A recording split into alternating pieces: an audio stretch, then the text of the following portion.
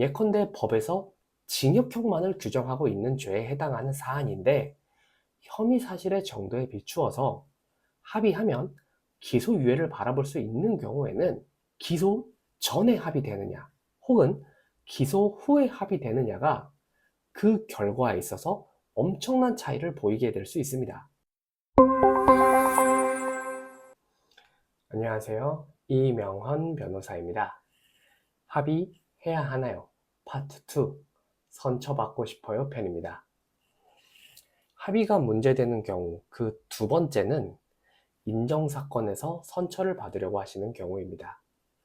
혐의를 인정을 하는데 본인의 혐의가 먼저 설명드렸던 친고죄 혹은 반의사불벌죄에 해당하지 않는다. 이럴 때는 결론부터 말씀드리면 합의는 하시는 것이 좋기는 한데 다만 꼭 주의하실 점이 두 가지 있겠습니다. 이러한 사안의 경우에 검사님이나 판사님으로부터 최대한 선처를 받으시는 것을 목표로 하시는 경우가 있습니다. 검사님은 기소유예라는 처분을 할 수가 있고요. 판사님은 선고유예 혹은 집행유예 판결을 내리실 수 있습니다. 반드시 위와 같은 경우가 아니더라도 정식 기소될 사안이 합의를 이유로 벌금형만을 구형하고 법정에 출석하실 필요도 없는 약식 기소 사안으로 변할 수도 있고 징역형이 선고될 사안이 벌금형 사안이 될 수도 있는 것입니다. 따라서 혐의를 인정하는데 본인의 혐의가 친고죄나 반의사불벌죄에 해당하지 않을 때 원칙적으로 가능하면 합의는 하시는 것이 좋다고 말씀드릴 수 있겠습니다. 다만 세부적으로 조심하셔야 할 점이 몇 가지 있습니다. 먼저 첫 번째는 합의 시기에도 주의하실 필요가 있다는 겁니다.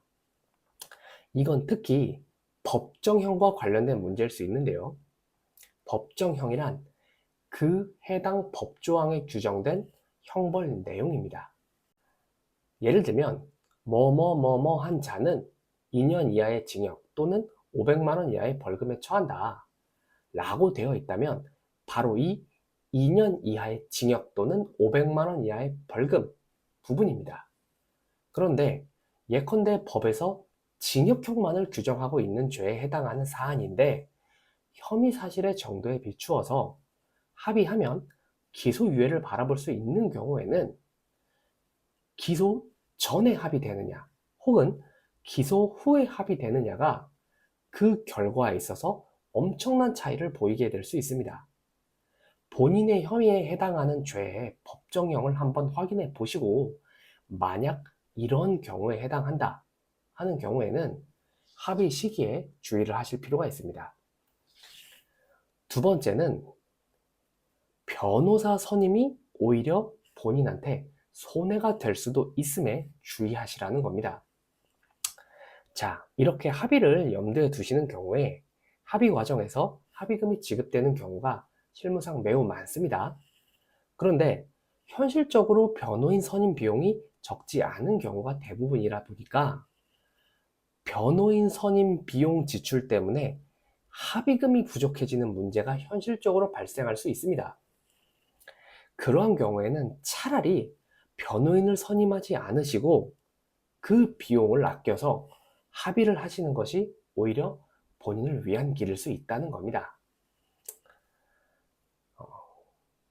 다음은 합의를 해야 하나요? 파트 3. 억울한데 합의하는 게 좋나요? 즉, 부인 사건인 경우에도 합의하는 것이 좋은지에 대해서 설명을 드리도록 하겠습니다. 감사합니다.